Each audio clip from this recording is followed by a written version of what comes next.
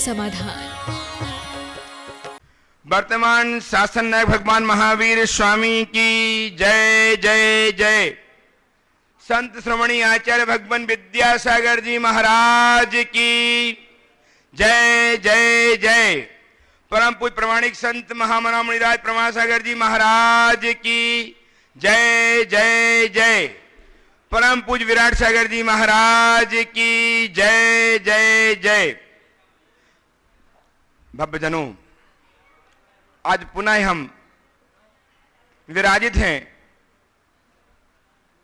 चूलगिरी बावंगजात शिक्षित के मुहाने बड़वानी नगर के सरलम वाटिका में, और हमारे समक्ष विराजमान हैं परम पूज्य आराध्य गुरुदेव प्रमासागर जी महाराज, जिन्हें संसार गुणायतन प्रणेता, संकट समाधान प्रवर्तक, भावना योग प्रवर्तक एवं संप्रवर्तक समय के रूप में अच्छी तरह जानता है, जिनके माध्यम से जनवाणी और पास चैनल में तथा प्रमाणिक ऐप में अपनी शंकाओं का समाधान प्राप्त करते हैं सभी जीव आह्लादित हुआ करते हैं। आज हम भी आह्लादित हैं गुरुदेव के दर्शन कर प्रत्यक्षतः प्रश्न करके अपनी समाधान को प्राप्त करने के लिए। मैं आपको गुरुदेव के चरण से जोड़ूं, उसके पूर्व मैं चाहता हूं कि गुरुदेव का बरदहस्त हम पर विस्तारित हो। अतः मेरे साथ उच्चारें, नमोस्तु महर्षि, नमोस्तु महर्षि, नमोस्तु महर्षि। गुरुदेव की प्रेरणा से विगत दिनों में गौरक्षा के संरक्षणार्थ बहुत से भक्तजनों अपनी सहभागिता दर्ज की और अपनी चंचला राशि का सदुपयोग कर जीवन को धन्य किया। आज भी इसी क्रम में श्रीमान पंचम मार्केटिंग प्राइवेट लिमिटेड कोलकाता ने 1,11,000 की राशि प्रदान करके अपने जीवन को धन्य किया है। बहुत बहुत साधुवाद, तालियां बजाकर अभिनंदन करें। श्रीमान पन्नालाल जी भागचंद जी चैरिटेबल ट्रस्ट कोलकाता, इन्होंने भी अन्नालाल जी धन्नालाल जी भागचंद जी चैरिटेबल ट्रस्ट कोलकाता, इन्होंने भी 51,000 की राशि प्रदान करके श्रेयस को प्राप्त किया है। बहुत बहुत साधुवाद। श्रीमती चंद्रप्रभा जी फिरोजाबाद, इन्होंने 25,000 की राशि। नानी जैन धर्मपत्नी धर्मेंद्र जी टीकमगढ़ ट्रस्टी गुणायतन, इन्होंने 21,123 रुपए की राशि प्रदान करके अपना गौरव हासिल किया है। श्रीमती शांति देवी कोटा ने 21,000। श्रीमती विभाजी जैन जनकपुरी दिल्ली, इन्होंने 11,000। श्रीमती शशि जैन जनकपुरी दिल्ली, इन्होंने भी 11,000 और 11,000 की राशि श्रीमती प्रमोद जी जैन रोहतक हरियाणा में प्रदान करके अपने जीवन को धन्य। और जेके मसाला अनुराग जैन, जेके मसाला परिवार कोलकाता ने भी 51,000 की राशि प्रदान करके अपने जीवन को धन्य किया है। बहुत बहुत साधुवाद। आपके भाव ऐसे ही। श्रीमान जय कुमार जी श्रोता जी काला जो कोलकाता, इन्होंने भी 51,000 राशि प्रदान करके जीवन को गौरवान्वित किया है। बहुत बहुत साधुवाद। आपके भाव ऐसे ही निरंतर बने रहें उदारता के। और मैं आप सबको गुरुदेव के श्री चरण जोड़ते हुए ऑनलाइन प्रश्न के माध्यम से अपनी शंकाओं के समाधान प्रदान कराना चाह रहा हूं। गुरुदेव रीता अजय जैन इंदौर से कोट से वंदना व्यक्त करते हुए जानना चाहती हैं कि गुरुदेव कहते हैं टूटे बर्तनों से मंदिर में पूजा नहीं करना चाहिए, तो फिर टूटे दिल से मंदिर जाना कहां तक उचित है? बहुत अच्छा सवाल किया है। टूटे बर्तनों से मंदिर में पूजा नहीं करना चाहिए, तो टूटे दिल से मंदिर में जाने का क्या उचित? देखिए, अगर मन भरा होगा तो टूटे बर्तन आप लेकर कभी नहीं जाएंगे। मन टूटता है तभी लोग टूटे बर्तन का प्रयोग करते हैं। भगवान के प्रति हमारी श्रद्धा और बहुमान का भाव हो तो हम वहाँ उत्तम से उत्तम सामग्री और उपकरण लेकर के चलने का भाव करते हैं। फिर भी मैं आपसे कहूँगा, टूटे बर्तन से पूजा करने में उतना नुकसान नहीं जितना कि टूटे मन से भगवान की पूजा करने में। प्रश्नकार ने सवाल ये खड़ा किया है कि जब टूटे बर्तन को ही भगवान के सामने उचित नहीं माना जाता तो टूटा मन क्यों नहीं? तो देखो, बर्तन टूटता है तो उसे ठठेरा ठीक करता है। टूटे हुए बर्तन को ठीक कराने के लिए ठठेरे के पास जाना पड़ता है, पर टूटे हुए मन को ठीक करने के लिए ठाकुर के पास जाना पड़ता है। ठाकुर के चरणों में जाएंगे, ठाकुर जी के चरणों में जाएंगे तो हमारा टूटा मन ठीक होगा। तो अपने मन को ठीक करने के लिए, अपने मन की सलामती को बनाए रखने के लिए मंदिर जाना है। मंदिर हमारे मन को ठीक करने का वर्कशॉप है। वहाँ जाकर हम अपने मन को सुधार सकते, संवार सकते हैं। इसलिए जब भी मन टूटे, प्रभु से नेह नहा लो, नेह लगा लो, मजबूत बन जाओ। महाराज श्री भानु गंगवाल कोटा से अद्भुत प्रश्न कर रहे हैं। नमोस्ते प्रगत जानना चाहते हैं, गुरुदेव मैंने भगवान महावीर स्वामी को नहीं देखा, मैंने तो आपको देखा है गुरुदेव, और मेरे लिए तो आप ही भगवान महावीर हैं। ऐसा मेरा मानना है, तो क्या मैं गलत हूं? देखो बात सही है, भगवान को आपने भी नहीं देखा, हमने भी नहीं देखा। लेकिन जहाँ तक सवाल है कि हम जैसे साधु को महावीर मानना, मुझे तो अच्छा नहीं लगेगा। तुम मान सकते हो, तुम्हारी भक्ति है, लेकिन मैं अगर मान लूँ तो वो मेरा भ्रम हो जाएगा, मुझे बाधा बन जाएगी। इसलिए मैं नहीं कहूँगा कि तुम आज की तारीख में हमारे जैसे साधु को महावीर मानो। हाँ, महावीर का पथानुगामी मान सकते हो, और हम वही मान करके चले। भगवान महावीर हमसे बहुत ऊंचे हैं, और वहाँ तक पहुँचने के लिए हमें काफ़ी कुछ तपने की ज़रूरत है। भक्ति और भावना में मनुष्य ऐसा करता है, वो ठीक है, लेकिन हमें इस बहाव में बहना नहीं चाहिए। महाश्री उत्तर प्रदेश झांसी से शुभ्रा जैन कोट से वंदना व्यक्तित्व जानना चाहती हैं, गुरुदेव हम मंदिर जी में हर काम में आगे रहते हैं, तो लोग तरह तरह की निंदा करके हमारा मनोबल गिराते हैं। तो ऐसी कंडीशन में मन होता है किसी अच्छा घर में बैठकर अपने शास्त्र का स्वाध्याय करके सबके प्रति अपना संभाव रखें, मन अच्छा रखें, और मंदिर के कार्यों से दूर रहें। तो गुरुदेव क्या मेरा ऐसा करना उचित है? देखिए, मंदिर के कार्यों में रुचि रखना बहुत प्रशंसनीय कार्य है, और जो ऐसे कार्यों में सहभागिता देते हैं उनकी निंदा और आलोचना करना घोर निंदनीय कृत्य है, पाप है, अधर्म है। ऐसा कभी नहीं करना चाहिए। लेकिन जो लोग अच्छे कार्यों में लगे हैं, उन्हें पूरी निष्ठा से लगे रहना चाहिए। छोटी मोटी बातों से रंच मात्र विचलित नहीं होना चाहिए। जिन बातों से हम अपने लक्ष्य से भ्रमित हों, भटक जाएं, उन बातों को सुनो क्यों? आप सुनिए ही नहीं, सुनकर ही अनसुना कर दें। अगर सब लोग ऐसी बातों से प्रभावित होने लगे तो मंदिर की व्यवस्थाएं कौन देखेगा? हमें उनकी कोई परवाह नहीं करनी चाहिए।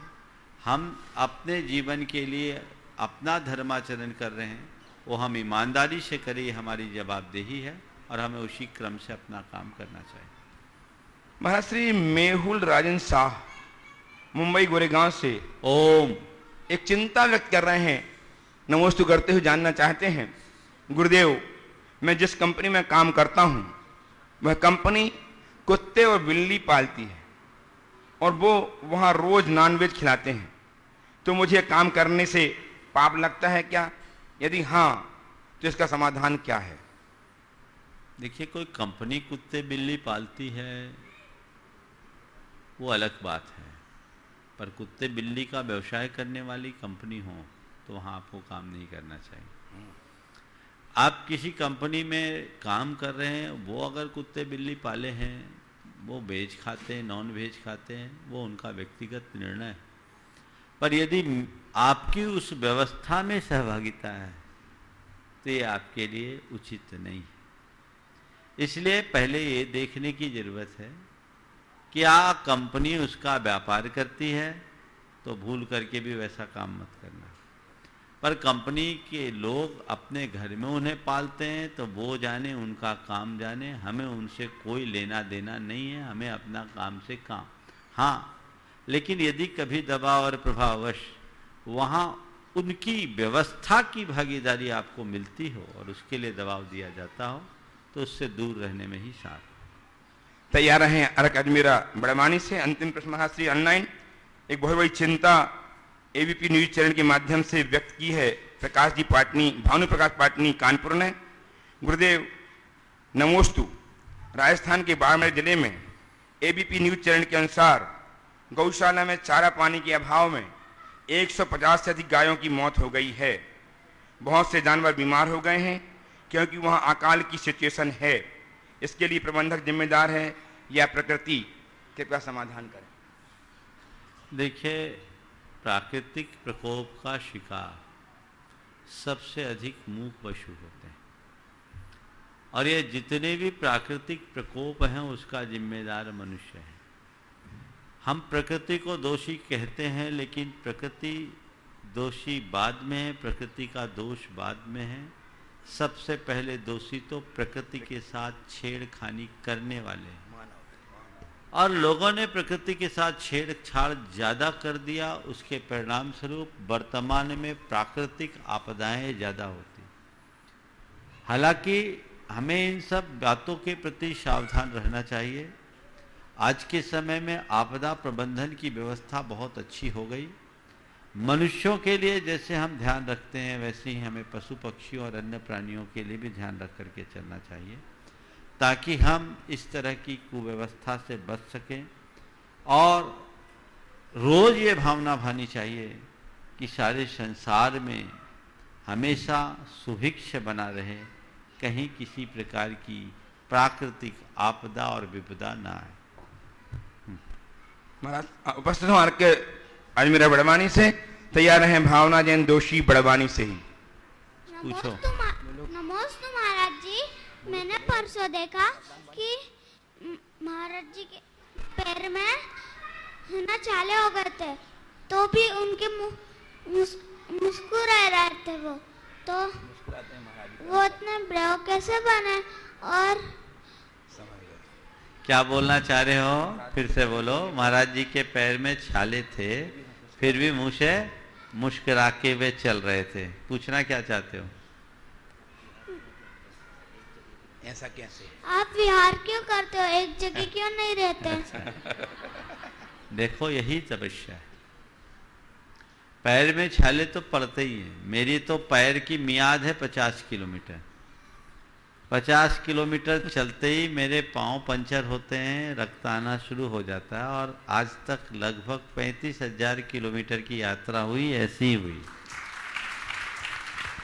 मैंने आज तक मुनि बनने के बाद कभी अपने पैरों में किसी भी प्रकार के टेप आदि का प्रयोग नहीं किया और हमारी गाड़ी चल जाती है। आपने पूछा है कैसे चलते हो? पैरों से नहीं चला जाता, मन से चलते हैं, इरादों से चलते हैं। जब हमें चलना है तो चलना है। ये भी हमारी निर्जरा का कारण है। हमारे मन में उसके प्रति भी क्षमतापूर्ण उत्साह रहता है कि चलो एक निमित्त बना।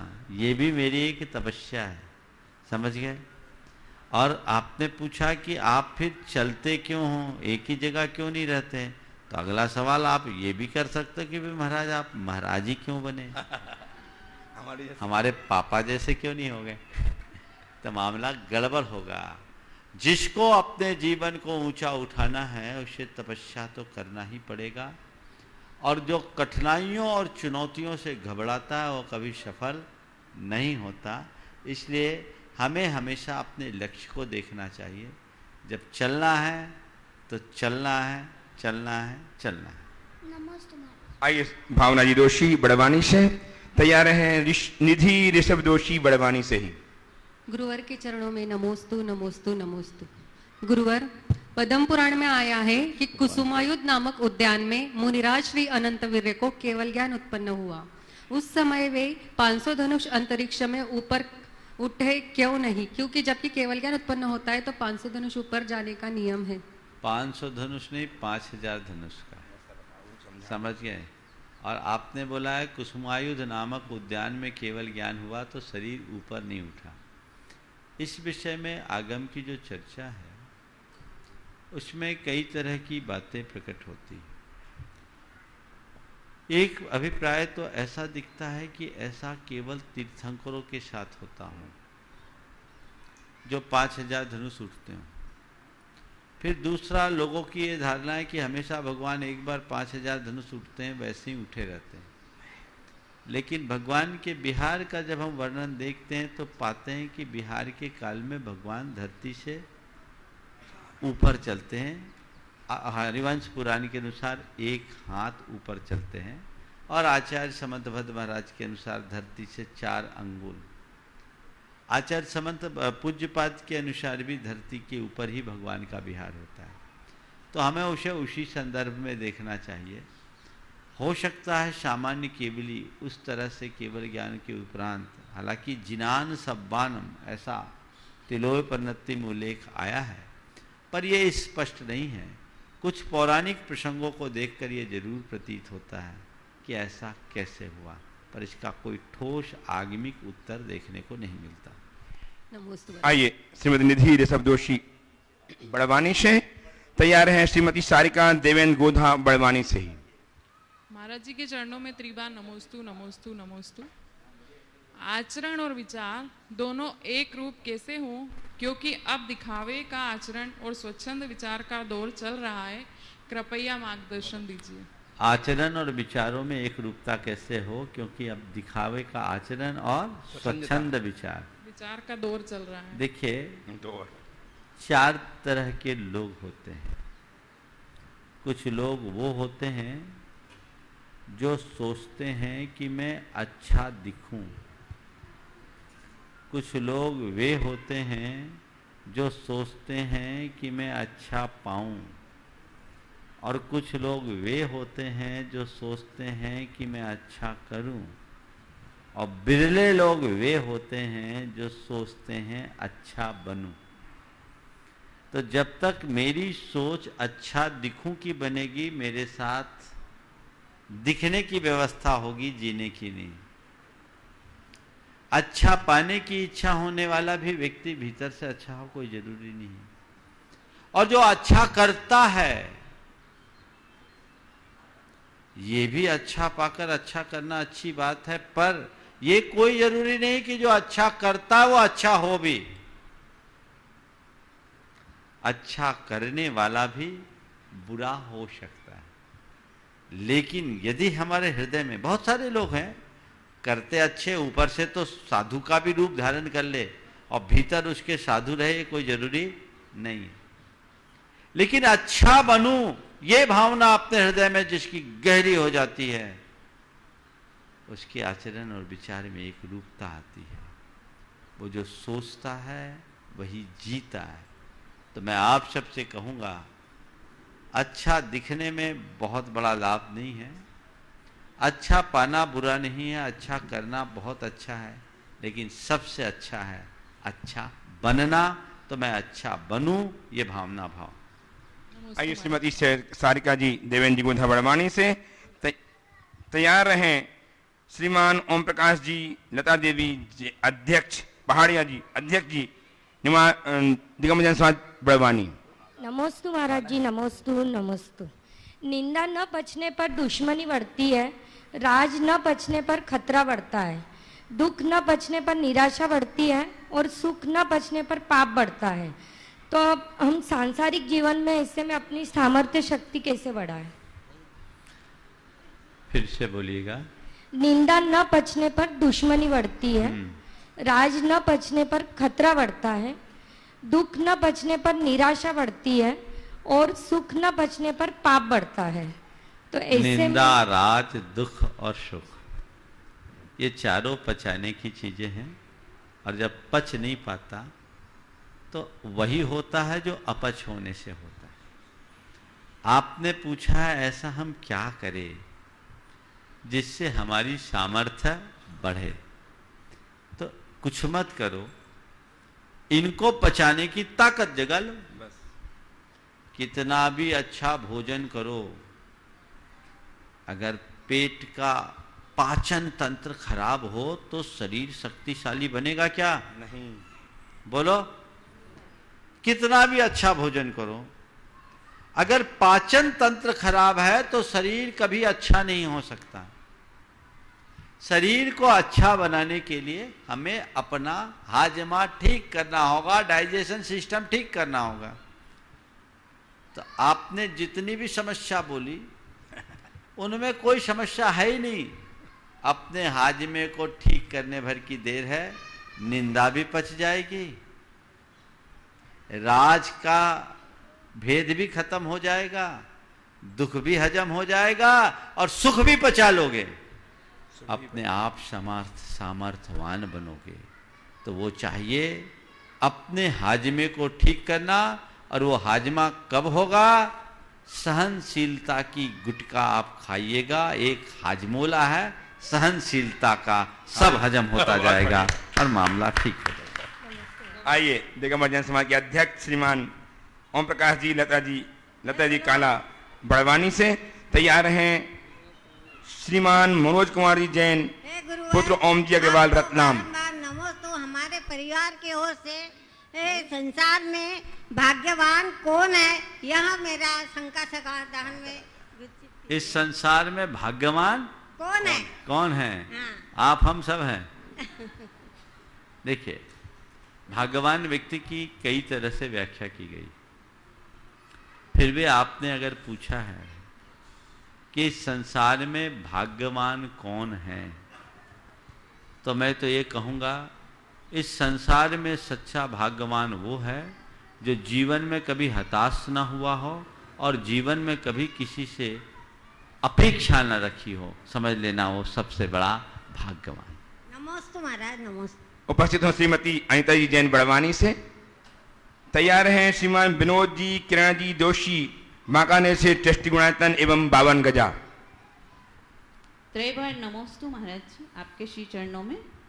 चारित्र एक वृक्ष है और प्रतिष्ठा, यश, सम्मान उसकी छाया, लेकिन विडंबना तो ये है कि वृक्ष का ध्यान बहुत कम लोग रखते हैं और छाया सबको चाहिए। तो इस चारित्र रूपी वृक्ष को कैसे लहलाएं? देखिए, चारित्र रूपी वृक्ष को लहराने की बात आपने की है। जड़ को सुरक्षित रखेंगे तो वृक्ष अपने आप लहराता रहेगा, और जड़ उपेक्षित होगा तो वृक्ष अपने आप सूख जाएगा। तो चारित्र के वृक्ष को निष्ठा की जड़ से जोड़िए, वो वृक्ष हमेशा हरा भरा रहेगा, फिर हमें उसकी छाया भी मिलेगी, फूल भी मिलेगा और फल भी मिलेगा। आइए श्रीमान विनोद किरण जी दोषी बांकानेर से, ट्रस्टी गुणायतन एवं 52 गजा तैयार हैं श्रीमान सुरेश जी गंगवाल सिंघाना से। नमस्ते महाराज जी। कर्ता भाव छोड़कर मैं की यात्रा कैसे करें? कर्ता भाव छोड़कर मैं की यात्रा कैसे करें? कर्ता भाव छूट जाए ना, उसी समय सच्चे मैं की यात्रा होती। देखिए, मैं दो तरीके का है। शिष्य ने गुरु से पूछा, गुरुदेव लोक में सबसे श्रेष्ठ क्या है? गुरु ने कहा अहम। लोक में सर्वश्रेष्ठ क्या है? गुरु ने कहा अहम। शिष्य ने पुनः पूछा, सबसे निकृष्ट क्या है? गुरु ने जवाब दिया अहम। अहम यानी मैं। शिष्य बड़ा अचंभित हुआ। उसने कहा, गुरुदेव ये क्या मामला है? मैं ही श्रेष्ठ और मैं ही निकृष्ट कैसे? तो उन्होंने बहुत अच्छा जवाब दिया। उन्होंने कहा, मैं एक निर्दोष अभिव्यक्ति है जो हमें सत्य का बोध कराता है, अपने स्वरूप की पहचान कराता है, हमें डूबने का रास्ता दिखाता है। लेकिन इस मैं के साथ जब कुछ जुड़ जाता है तो अहंकार का रूप धर लेता है और वो हमारे पतन का कारण बनता है। वहां अनेक प्रकार की विकृतियां पनपने लगती है, जिससे हमारा अधःपतन हो जाता है। इसलिए उसे निकृष्ट कहा। आपने बोला, कर्ता भाव छोड़कर मैं को कैसे जिए? बस हूं इसे समझें, मैं कुछ नहीं हूं, मैं हूं। ये भाव जिस दिन हृदय में आ जाए, जिसे हम बोलते सो हम, वो आ जाए तो फिर अपने आप सारे भाव छूट जाते हैं। लेकिन प्रायः लोगों के हृदय का ये कर्ता भाव छूटता नहीं, और जब तक कर्ता भाव छूटेगा नहीं, स्वरूप की पुष्टि हो नहीं सकेगी। नमस्ते। आइए श्रीमान सुरेश जी गंगवाल सिंघाना से आदरणीय मामा नरेश जी के साथ मनावर से। मेरे आराध्य गुरुवर के चरणों में सत सत नमन। जीवन में किसी भी कार्य के अच्छे परिणाम केवल मेहनत अथवा बुद्धि से आते हैं या गुरुवर इसमें नियत, धैर्य और साहस की भी कोई अहमियत है? देखिए, मेहनत और बुद्धि हमारे सफलता के आधार तो हैं ही, लेकिन किसी भी कार्य की पूर्ति के लिए केवल मेहनत और बुद्धि ही पर्याप्त नहीं है। अन्य अनेक कारण भी उसके साथ जुड़ते हैं। एक कार्य अनेक कारणों के द्वारा निष्पन्न होता है, तो उसमें नियति भी है, समय भी है और अन्य जितने भी कारक हैं उन सब की अपनी भूमिका है और हमें उन सबको साथ लेकर के चलना चाहिए। नमस्ते गुरुवर। उपस्थित हो श्रीमती प्रवीणा जी पहाड़िया, अध्यक्ष निवाय महिला मंडल बड़वानी। तैयार हैं श्रीमती प्रीति धर्मेंद्र जी गोधा बड़वानी से ही।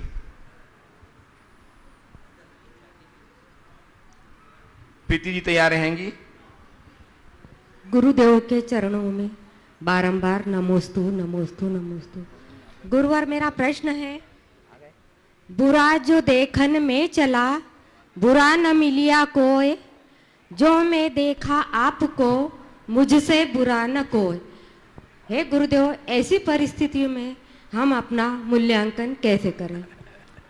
इस दोहे को जो समझ लेगा उसे मूल्यांकन करने की जरूरत ही नहीं, लेकिन लोग प्राय दूसरों की तरफ देखते हैं।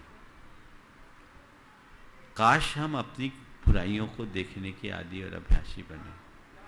हमें इस वाक्य को अपने जीवन का आदर्श वाक्य बना करके चलना चाहिए, तभी हम अपने जीवन में सही लाभ ले सकेंगे। हमारे गुरुदेव हमेशा कहते हैं, दूसरों के घर में झाड़ू लगाने से तुम्हारे घर का कचरा साफ नहीं होने वाला। तुम्हें चाहिए तुम अपना घर देखो, अपना कचरा साफ करो।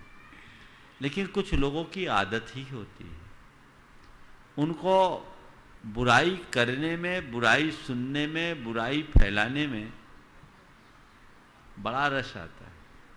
सब तरह के प्राणी होते हैं, अब क्या कहेंगे उसको, वो उनकी बलिहारी है। हमें चाहिए कि हम अपने जीवन का समय, शक्ति और संसाधन को कहीं भी नकारात्मक कार्यों में न लगाएं। जीवन को रचनात्मक दिशा देने का भाव रखें, तभी हम सही सुपरिणाम पा पाएंगे। आइए श्रीमती प्रीति जी धर्मेंद्र जी गोधा बड़वानी से। तैयार हैं श्रीमती नमी डॉक्टर चक्केश पहाड़िया बड़वानी। हे गुरुदेव, नमोस्तु नमोस्तु नमोस्तु। जो प्राणी जिनेन्द्र देव के वचन रूपी चक्षुओं से रहित है, न देवों को देखते हैं न अदेवों को, न धर्म को देखते हैं न अधर्म को, तो उन लोगों के लिए करने योग्य और न करने योग्य कौन से कार्य होते हैं? समाधान। देखिए, जिनके अंदर हिताहित का विवेक नहीं, जो सत्य सत्य को पहचानते नहीं, आत्मा अनात्मा को जानते नहीं, उनके लिए क्या करें? वे तो केवल करुणा के पात्र समझना चाहिए और भावना भानी चाहिए कि उनकी बुद्धि पलटे और वह अपने जीवन के सही राह को पकड़ सके। आइए श्रीमती नमी डॉक्टर चक्केश पहाड़िया बड़वानी से। और तैयार रहेंगे चूलगिरी बामागढ़ शिक्षित की यशस्वी कमेटी अपने गुरुदेव के श्री चरणों में अपनी भावाभिव्यक्ति करने के लिए। महाराज श्री के चरणों में नमोस्तु नमोस्तु नमोस्तु। रिश्तों को गलतियां उतना कमजोर नहीं बनाती जितना कि गलतफहमियां बना देती है। मुनिश्री, हम इन गलतफहमियों से कैसे बचें और सामने वालों की गलतफहमियों को कैसे दूर करें? देखिए, गलतफहमियां बिल्कुल सही आपने बात की। गलतियों से ज़्यादा भयानक गलतफहमियां होती हैं। आपने पूछा है गलतफहमियों से कैसे बचें, तो गलतफहमी से बचने का सीधा तरीका यही है कि जिसके प्रति गलतफहमी, वहीं से जिसके प्रति गलतफहमी है, आप उनसे मुलाकात करके अपनी बात का निराकरण तत्क्षण कर लीजिए। तो कम्युनिकेशन गैप होने से गलतफहमी बढ़ती है और कम्युनिकेशन गैप को मिटा देने से, कम्युनिकेशन बनाए रखने से गलतफहमियां मिटती हैं। तो यदि हमारे मन में किसी के प्रति गलतफहमी है तो हमें चाहिए कि हम उसको बढ़ाने की जगह उससे मिल करके अपनी बात करें। और यदि किसी के मन में हमारे प्रति गलतफहमी है तो हमें चाहिए अवसर ढूंढ करके सामने वाले को उसका निराकरण कर दें। तो सारी स्थितियाँ ठीक हो जाती हैं और परिस्थितियाँ बदल जाती हैं। नमोस्तु महाराज। 52 गजा चूलगिरी सिद्धेश्वर के यशस्वी कमेटी के कार्याध्यक्ष श्रीमान शेखर चंद जी जैन अपनी बात गुरुदेव के श्री चरणों में व्यक्त कर रहे हैं।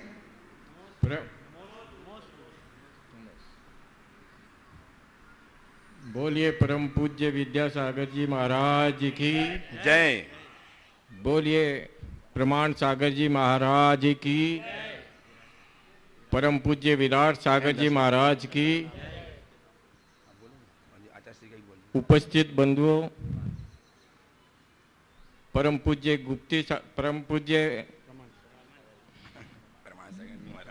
प्रमाण सागर जी महाराज, विराट सागर जी महाराज, आपका चातुर्मास बड़वानी 52 गजा में होना तय हुआ है और उसी के तहत आप यहाँ पधारे हैं।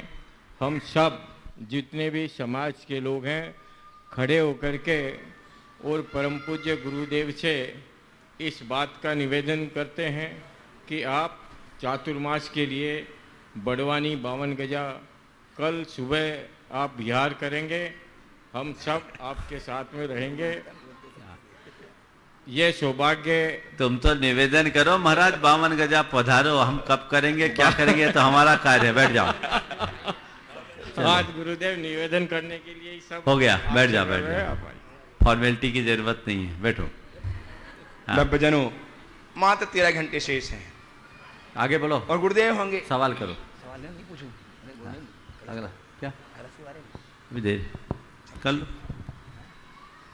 मात्र 13 घंटे शेष हैं जबकि गुरुदेव 52 गजा के बड़े भगवान आदिनाथ के श्री चरण में होंगे। अर्थात कल सुबह गुरुदेव का प्रवेश चूलगिरी से क्षेत्र में होगा और स्थापना होगी 14 जुलाई दिन रविवार को गुरुदेव के विशिष्ट कलशों का वर्षा कलशों की जो 11 के रूप में निर्धारित हैं। विशिष्ट कलशों से जोड़ने के लिए आप संपर्क करें समिति की पदाधिकारियों से, कार्याध्यक्ष से, और साथ ही 52 गजा नाम के अनुरूप 52 जनमंगल कलश वहां स्थापित किए जाएंगे जो आपके घर के वैभव के यश को बढ़ाने वाले होंगे। इस हेतु मात्र 1,21,000 की राशि निर्धारित की गई है। यदि आप इसमें सहभागिता दर्ज करके जीवन को धन्य करना चाहते हैं तो अपने नाम मुझ तक भेजें। मैं आपके नाम उच्चारित करूंगा। मेरे पास कुछ नाम आए हैं जिन्हें मैं व्यक्त कर रहा हूं। आप तालियां बजाकर उनका अभिनंदन करें। श्रीमती शांता देवी की प्रेरणा से श्रीमती एडवोकेट बबीता पंकज जी युगांश मानसी जैन उदयपुर से इन्होंने भाव व्यक्त किए हैं। श्रीमान मनीष जी जैन पुरदेव जैन, पुत्र वरुण जैन प्रियंका जैन मुंबई ने, श्री सीतामल जी कोटा ने, श्री उमेश उत्कर्ष एवं उन्नति जैन सागर ने, श्री जिनेन्द्र कुमार जैन नोएडा ट्रस्टी गुणायतन ने, श्रीमान राजेश जी पूनम जी लक्ष्यदिति जैन ट्रस्टी गुणायतन पुणे ने, श्री राजेंद्र रश्मि जैन ट्रस्टी गुणायतन नोएडा ने, श्री प्रदीप जी रत्ना जी जैन सदल निकता दिल्ली ट्रस्टी गुणायतन ने, श्री प्रकाश चंद मुकेश कुमार राकेश कुमार उगमलता मंजू मनीषा गंगवाल परिवार मदनगंज किशनगढ़ राजस्थान ट्रस्टी गुणायतन ने, श्री संतोष कुमार सुमन अर्चित रिया बिल्हरा वाले सागर ने, और श्रीमती डॉक्टर पुष्पा जैन अजमेर ट्रस्टी गुणायतन ने। इन्होंने अपने आप को सुरक्षित कर लिया है। आप भी इनकी भांति अपने आप को कलश स्थापित करने के लिए सुरक्षित कर लें जिससे आपका पुण्य कोई दूसरा ना ले पाए और इसे आप ना चूक पाए। आए उपस्थित। और साथ ही एक सूचना और कि 7 जुलाई दिन रविवार को हमारे आराध्य गुरुदेव आचार्य भगवान विद्यासागर जी महाराज का 52वां दीक्षा दिवस समारोह है। इस दिन हम गुरुदेव के चरणों में अपनी विनयांजलि अर्पित करने के लिए संपूर्ण भारतवर्ष ही नहीं अपितु पूरे विश्व में वृक्षारोपण करें। ये हमारी सबसे अच्छी भारत को और विश्व को हरितमय प्रदान करने का रूप एक विनयांजलि होगी। अतः चुके ना। और 7 जुलाई दिन रविवार को गुरुदेव की आराधना अपने मंदिरों में, अपने घरों में, अपने गुरुदेव के समक्ष शांति के साथ करें और वृक्ष लगा करके अपने जीवन को धन्य करें। उपस्थित हों श्री रविंद्र जी जैन नैतपुर से LDM बड़वानी।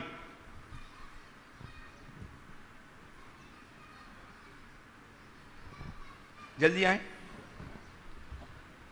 महाराज जी। नमोस्तु। तैयार है आरना जैन बड़वानी से।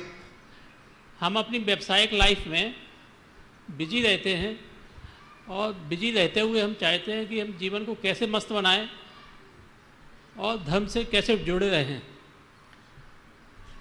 आपने पूछा है व्यवसायिक व्यस्तताओं के मध्य अपने मन की मस्ती कैसे बनाए रखें, है ना, और धर्म से जुड़े भी रहें। हाँ, देखिए मेरी अवधारणा है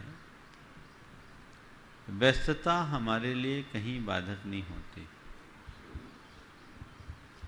मेरे संपर्क में ऐसे अनेक लोग हैं जो बहुत व्यस्त हैं पर बड़े मस्त हैं। व्यस्त होकर के भी मस्त रहा जाता है। कहते हैं व्यस्त रहो मस्त रहो। दुविधा उन्हें नहीं जो व्यस्त हैं, दुविधा उन्हें है जो अस्त व्यस्त हैं। हम कितने भी व्यस्त हों कोई चिंता नहीं, केवल अस्त व्यस्त न रहे। अपने जीवन को अस्त व्यस्त न बनने दे, सिस्टमेटिकताएं तय होनी चाहिए।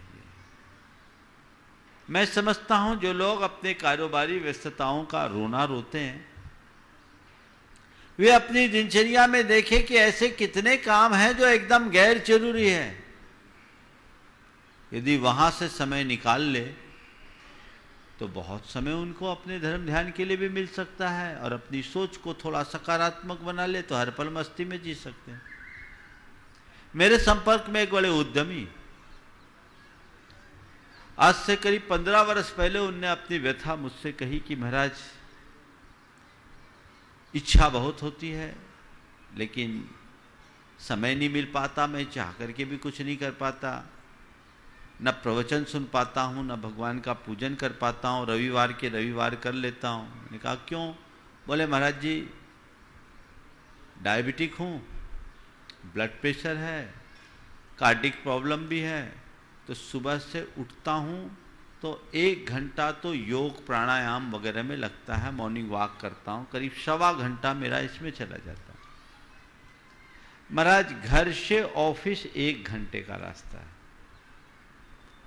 ऑफिस में मुझे हर हालत में 9 बजे पहुंचना ही होता है। अब महाराज जी उसके बाद लौटता हूँ, लौटने के बाद भी करीब करीब 9 बज जाते, घर आते आते 8 बजे मैं ऑफिस छोड़ता हूँ, 9 बजे आता हूँ और मेरे अन्य कई कार्य होते हैं, परिवार के साथ भी थोड़ा समय देना पड़ता है। महाराज मेरे पास समय नहीं मिलता, मैं क्या करूँ? बोले आप बहुत कुछ कर सकते हो, आप धर्म करने का थोड़ा सा तरीका बदल दो। बोले क्या? बोले मॉर्निंग वॉक करते? बोले करते। बोले कितनी देर? 45 मिनट। हम बोले ठीक है, एक काम करो, मॉर्निंग वॉक जितनी देर करो मौन होकर के करो और उतनी देर नमोकार जपते रहो, कोई पाठ पढ़ते रहो, तुम्हारी पूजा हो गई। महाराज ऐसा कर सकते? हम बोले क्यों नहीं कर सकते। जितनी देर मैं मॉर्निंग वॉक करूंगा किसी से कोई बात नहीं करूंगा, उतनी देर अपने प्रभु और परमात्मा के साथ जुड़ा रहूंगा। बहुत अच्छा। आपने कहा घर से ऑफिस 1 घंटा लगता? हमने हाँ लगता है। तो एक काम करो, जैसे ही गाड़ी में बैठो प्रवचन लगाओ और सुनना शुरू कर दो, जब तक ऑफिस पहुंचोगे 1 घंटे का प्रवचन हो जाएगा, रोज सत्संग भी सुन लोगे। तो महाराज आपने तो बहुत अच्छा तरीका बता दिया। ये उस जमाने की बात है जब सीडी भी नहीं आती थी, कैसेट आती थी। उस व्यक्ति ने, उसको इतना अच्छा लगा कि रोज कैसेट मंगाते और छोटे से टेप में, इतना सा टेप आता था ना पहले, उसको लगा करके कान में वॉकमैन लगा करके सुनना। बोले महाराज इसके बाद तो मेरा जीने का तरीका ही बदल गया और आज बड़े मस्त हैं। अब तो उनके बेटे सब कामों को संभालने लगे तो उनने अपनी दिशा भी बदल दी। पर रास्ता हम ऐसा भी निकाल सकते हैं, जब व्यस्तता दिखे तो धर्म का तरीका बदल दो, व्यस्तता तुम्हारे लिए कहीं बाधक नहीं होगी। प्राथमिकता होनी चाहिए कि मुझे करना क्या है। अगर मेरी प्राथमिकता में मेरा धर्म होगा तो मैं सब कर लूँगा। मेरे संपर्क में एक ऐसा युवक है जिसका देश विदेश से काम चलता है, सॉफ्टवेयर इंजीनियर है और रोज सुबह 5 बजे 6 बजे सोता है, काम ही ऐसा है, और 11 बजे उठता है और उठने के बाद स्नान ध्यान करके सबसे पहले मंदिर जाता, बोले महाराज जब तक मंदिर नहीं जाता तब तक कुछ खाता नहीं। हाँ, अभिषेक का समय निकल जाता है, इसलिए मैं वस्त्र बदल कर भगवान के चरण स्पर्श करके अपने आप को धन्य समझता हूँ। बस छुट्टी के दिन भगवान का अभिषेक करता हूँ महाराज, क्या करूँ, मेरे पास कोई उपाय नहीं। मैं वहाँ जाकर भले लेट उठता हूँ तो भी मैं अपने आधा घंटा भगवान के चरणों में अपनी आराधना के लिए देता हूँ और दिन भर फिट रहता हूँ। क्या दिक्कत है? कितने भी व्यस्त रहो, प्राथमिकता होनी चाहिए। उपस्थित हूँ आरना जैन। तैयार हैं श्री प्रोफेसर यश जी शेट्टी। महाराज जी के चरणों में 3 बार नमोस्तु नमोस्तु नमोस्तु। महाराज जी, मेरा ये प्रश्न है कि मोबाइल आजकल ऑक्सीजन की तरह हो गया है। जैसे मेरा अपना हो, इसके बिना रहा नहीं जाता। हर उम्र के व्यक्ति की यही स्थिति है, इससे छुटकारा कैसे पाए? तुम यूज करती हो? करती हो नहीं करती? हाँ। तुम्हारी मम्मी करती है? बोलो, डरो मत। हाँ। करते हैं। देखो, कोई भी साधन बुरा नहीं है, साधन का प्रयोग बुरा हो सकता है। मनुष्य के अंदर ये अपनी समझ होनी चाहिए कि मैं किसी भी साधन का कितना उपयोग करूं। मोबाइल एक अच्छा साधन है, उसमें सारी सुविधाएं हैं यदि आप उसका सदुपयोग करें तो। लेकिन उन्हें एक खिलौने की तरह ले लें और उसे अपने जीवन का अंग बना लें तो कतई उचित नहीं होगा। हमें उसकी उपादेयता पर विचार करना चाहिए। नमस्ते महाराज जी। श्रीमान प्रोफेसर यश जी शेट्टी। और तैयार हैं श्रीमती निधि अंकुर दोषी बड़वानी। नमोस्तु महाराज श्री, नमोस्तु नमोस्तु नमोस्तु। महाराज श्री, किसी का बचपन, किसी की जवानी, किसी का बुढ़ापा ले गया। किसी का बचपन, किसी की जवानी, किसी का बुढ़ापा ले गया। वो रद्दी वाला आज घर से कई कहानियां ले गया। गुरुदेव, अपने जीवन की कहानी में ऐसा कौन सा विचार मिला है, अपने जीवन की कहानी में ऐसा कौन सा विचार मिला है कि हमारी जीवनी रद्दी के भार में न जाए, अपितु एक नया समय सार बन जाए, ताकि उसे जो भी पढ़े उसका बेड़ा पार लग जाए। हम अपने जीवन की कहानी में ऐसा कौन सा विचार मिलाएं कि हमारी जिंदगी रद्दी का भार न बन जाए, अपितु समय सार बन जाए और सबके जीवन का बेड़ा पार कर जाए। बहुत अच्छे विचार आपने प्रकट किए हैं। जीवन में कौन से विचार हो? वस्तुतः हम अपने जीवन के प्रति थोड़े भी गंभीर हों तभी ऐसे सवाल खड़े होते हैं। यदि मनुष्य अपने जीवन के प्रति गंभीर हो जाए और अपने अंदर आत्मज्ञान का प्रकाश प्रकट कर ले, आध्यात्मिक विचारधारा को पनपा ले, तो वह अपने जीवन को, व्यर्थ होते हुए जीवन को भी अर्थ देने में समर्थ बन सकता है। हम अध्यात्म की विचारधारा को अपने जीवन के साथ जोड़े। कई तरह के विचार होते हैं।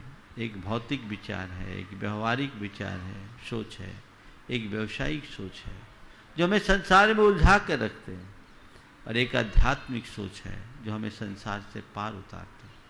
तो अपनी सोच को आध्यात्मिक बनाया, अगर आध्यात्मिकता की दिशा में हम जुड़ते हैं तो परिणाम निश्चित रूप से अच्छा है। आइए श्रीमती निधि अंकुर दोषी बड़वानी से। तैयार हैं श्रीमती वर्षा अपूर्व जैन बड़वानी से ही। हे गुरुवर, नमोस्तु नमोस्तु नमोस्तु। महाराज जी, मेरा प्रश्न ये है कि अक्सर ऐसा कहा जाता है कि जीवन में सुखी रहने के लिए 2 शक्तियों का होना आवश्यक है, सहन शक्ति और समझ शक्ति। तो इन दोनों शक्तियों को हम अपने अंदर कैसे घटित करें? सहन शक्ति और समझ शक्ति को अपने अंदर कैसे घटित करें? देखिए, इसके कुछ उपाय हैं। अपनी सहन शक्ति और समझ शक्ति को बढ़ाना है तो सबसे पहला काम तो ये करें, कुछ सत्संग करें। साधु संतों से मिली हुई प्रेरणा हमें एक अलग दिशा देती है, जिससे मनुष्य के भीतर समझदारी भी प्रकट होती है और सहनशीलता भी विकसित होती है। दूसरा, उन व्यक्तियों के चरित्र को पढ़ें जिन्होंने अपनी सहन शक्ति और समझ शक्ति के बल पर जीवन को चरम तक पहुंचाया। तीसरा, ऐसे लोगों के संगति में रहें जिनके अंदर सहन शक्ति भी दिखे और समझ शक्ति भी दिखे। और चौथी, बात है, ऐसे लोगों से सुरक्षित दूरी बनाकर रखें जो हमें हमारी सहनशीलता को कम करते हों, हमें हतोत्साहित करते हों, हमें नकारात्मक दिशा में चलने के लिए प्रेरित करते हों, उनसे सुरक्षित दूरी बनाकर रखें। यदि ये 4 उपाय आप अपनाते हैं तो मैं समझता हूँ सहन शक्ति भी बढ़ेगी और समझ शक्ति भी बढ़ेगी। नमोस्तु। आइए श्रीमती वर्षापुर जैन बड़वानी से तैयार हैं सुश्री कृति राजेश काला बड़वानी। वर्षा जी उपस्थित जल्दी। में बारंबार नमोस्तु नमोस्तु नमोस्तु। बोलिए बोलिए। महाराज जी, मेरा प्रश्न है, मन बड़ा चमत्कारी शब्द है, इसके आगे ना लगाने पर नमन हो जाता है, पीछे ना लगाने पर मनन हो जाता है। गुरुदेव, किसका नमन व मनन करें जिससे जीवन सफल ही नहीं सार्थक हो जाए? शंका का समाधान कीजिए। बिल्कुल मन के साथ, न लगाने पर नमन और अंत में न लगाने पर मनन। आपने पूछा है किसका नमन और किसका मनन करें जिससे हमारा जीवन सार्थक हो जाए। जिनने अपने जीवन को सार्थक बनाया है उनको नमन करो। ध्यान से सुनना।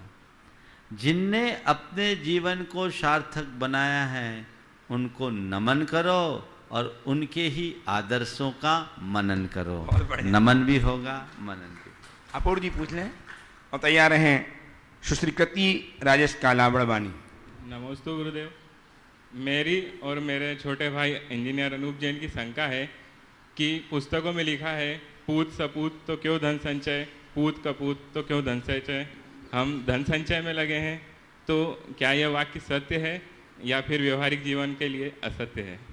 देखिए, अगर देखा जाए तो पूरी तरह से सत्य है। धन का संचय किसके लिए, ये तो मनुष्य को सोचना चाहिए।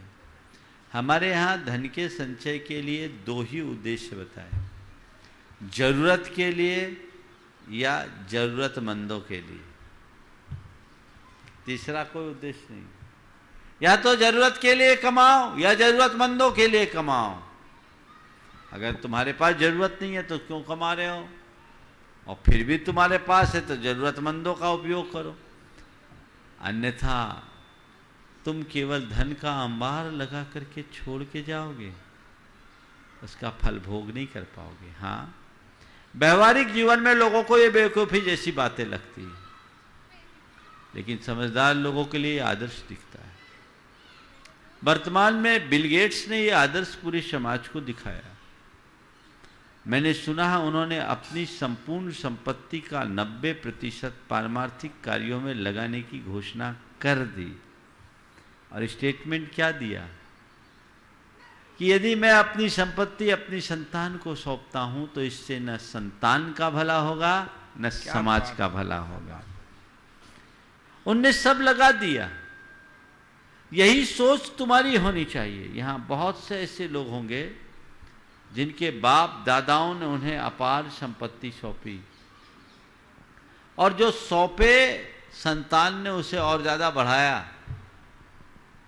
तुम्हारे बाप पिता ने तुम्हें सौंपा, तुम उसे बढ़ाए, तुम अपने बच्चों को सौंपोगे, वो अगर हुनर होगा वो बढ़ाएगा। भोगा किसने? वो भी छोड़ के गए, तुम भी छोड़ के जाओगे, और आगे आने वाला भी छोड़ के जाएगा, और ज्यादा होगा तो माथा फोड़ेगा। पाएगा क्या?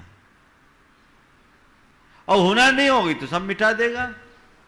राजा को रंक होते देर नहीं लगती, रंक को राजा होते देर नहीं लगती। जीवन की सच्चाई को जानने वाले लोग फिर कभी किसी चीज में आसक्त नहीं होते। उपस्थित हों सुश्री कृति राजेश काला बड़वानी से तैयार हैं श्रीमती श्रद्धा दोषी बड़वानी से ही।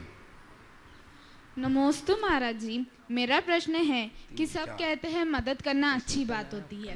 मुझे भी पसंद है किसी की मदद करना, पर आजकल अगर मदद करो तो वो बस अपना कॉम्पिटिटर बन जाता है आगे जाके। तो ऐसे में हमें क्या करना चाहिए? मदद करनी चाहिए या नहीं करनी चाहिए? देखिए, मदद करना अच्छा काम है, लेकिन जहाँ कॉम्पिटिटर बनने वाली बात है तो हमें ये देखना चाहिए कि किस क्षेत्र में हम किसको मदद कर रहे हैं। सामान्य लोक व्यवहार में जो भी जनहित का कार्य है उसमें हमें सबकी मदद करनी चाहिए। लेकिन आप किसी प्रतियोगी परीक्षा में बैठे हैं और अपने साथी सहपाठी की मदद कर रहे हैं तो समझना अपना एक कॉम्पिटिटर अपने से ज़्यादा शक्तिशाली बना रहे, वो बेवकूफ़ी है। प्रतियोगिता में मदद नहीं की जाती, स्पर्धा की जाती, वो तो प्रतियोगिता है, वहाँ मदद का काम नहीं है। वहाँ तो खुद को आगे बढ़ाना है, अपने आप को 100% साबित करना है। लेकिन हर क्षेत्र में नहीं, जहाँ मानवीय मूल्यों की बात होती हो, जहाँ सामान्य जीवन की बात होती हो, वहाँ हमें हर स्तर से मदद करनी चाहिए। समझ गए? लेकिन आप कोई भी व्यक्ति हो और दरिया दिल बन करके इस तरह से मदद करो कि कल वही तुम्हारी जड़ उखाड़ दे, तो ये थोड़ी सी समझदारी नहीं कहलाएगी, देख के करना चाहिए। उपस्थित हों श्रीमती श्रद्धा जोशी बड़वानी से, और तैयार हैं श्रीमती बिंदु पिंटू काला बड़वानी। गुरुदेव नमोस्तु गुरुदेव, नमोस्तु गुरुदेव। महाराज जी, ऐसी कौन सी भक्ति है जिससे संकलेश परिणाम घटे और विशुद्धि बढ़े? शंका का समाधान कीजिए। ऐसी कौन सी भक्ति जिससे संकलेश घटे और विशुद्धि बढ़े? देखो, भक्ति है क्या? भाव विशुद्धि युक्त अनुराग का नाम ही तो भक्ति है। तो अगर भी भक्ति हुई तो विशुद्धि बढ़ी, और विशुद्धि बढ़ी तो संकलेश घटा।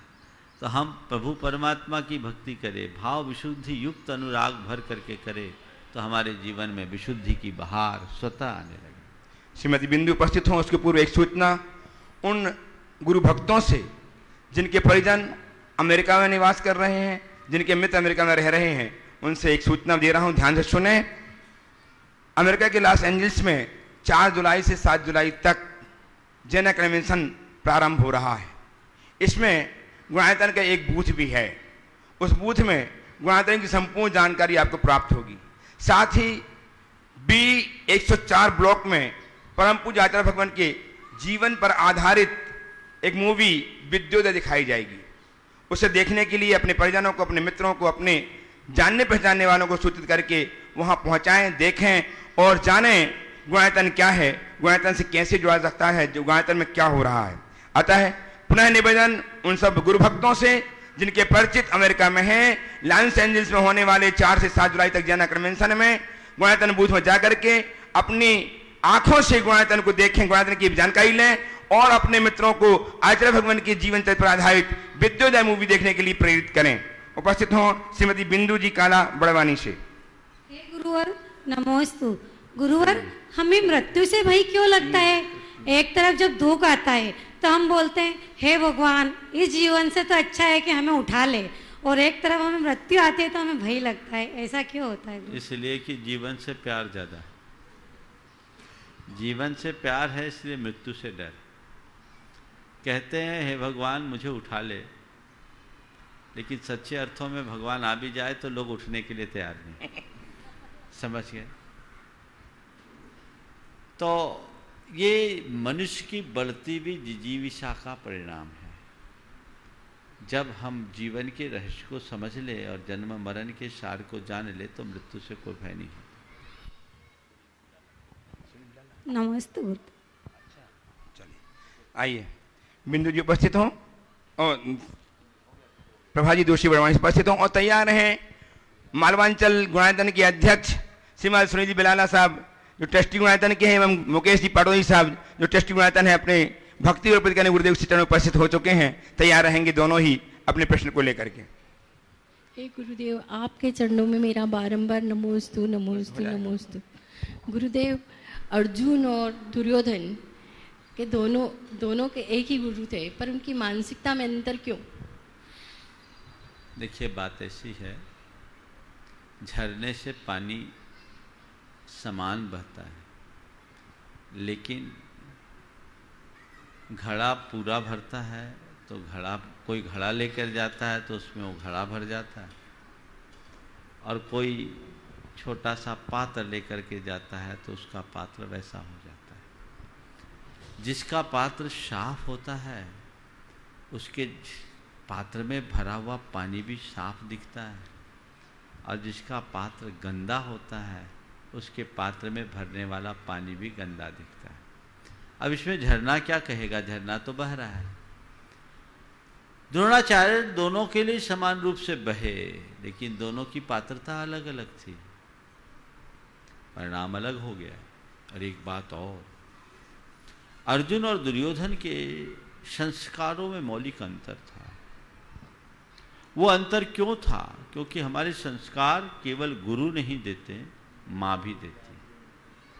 अर्जुन को विपत्ति के काल में भी पांडवों को कुंती और माद्री का साथ मिला, और दुर्योधन की माँ गांधारी आंख वाली होकर के भी आंख में पट्टी बांधी रही, कभी नज़र उठाकर अपने बच्चों को देखा तक नहीं। संस्कार कहाँ से आते, इसलिए उनमें कोई बदलाव नहीं आ पाया। दोनों की मानसिकता में अंतर देखिए। आइए इंदौर से मालवंत के अध्यक्ष गुणायतन के अध्यक्ष श्री मान सुनील जी, राजानी जी बिलाला ट्रस्टी गुणायतन, और तैयार हैं श्री मुकेश जी भटौदी साहब ट्रस्टी गुणायतन इंदौर से ही।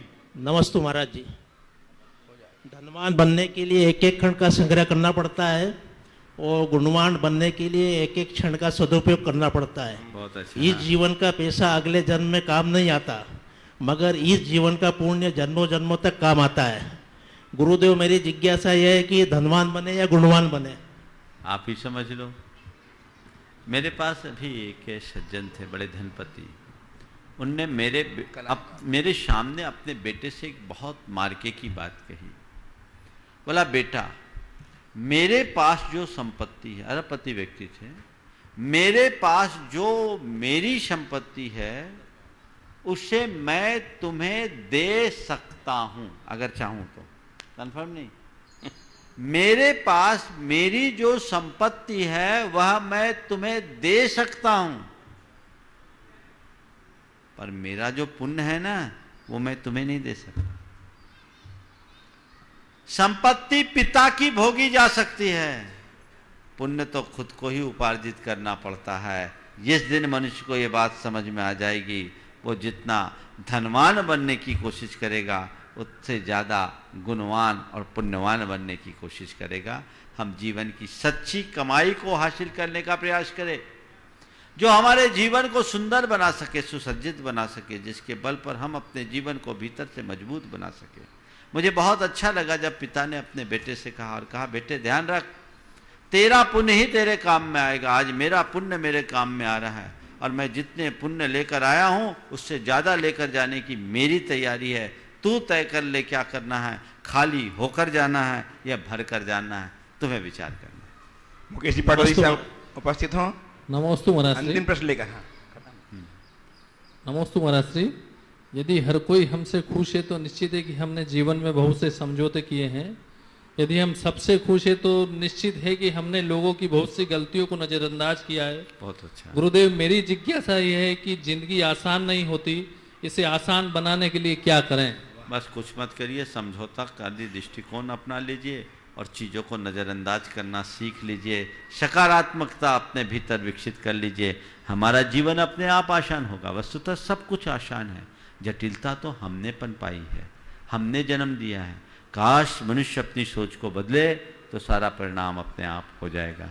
इस प्रकार आज के इस सत्र को परम पूज्य गुरुदेव के चरणों में नमन अर्पित करते हुए यहीं पर विराम। बोलिए परम पूज्य आचार्य गुरुवर श्री विद्यासागर जी महाराज की जय। जय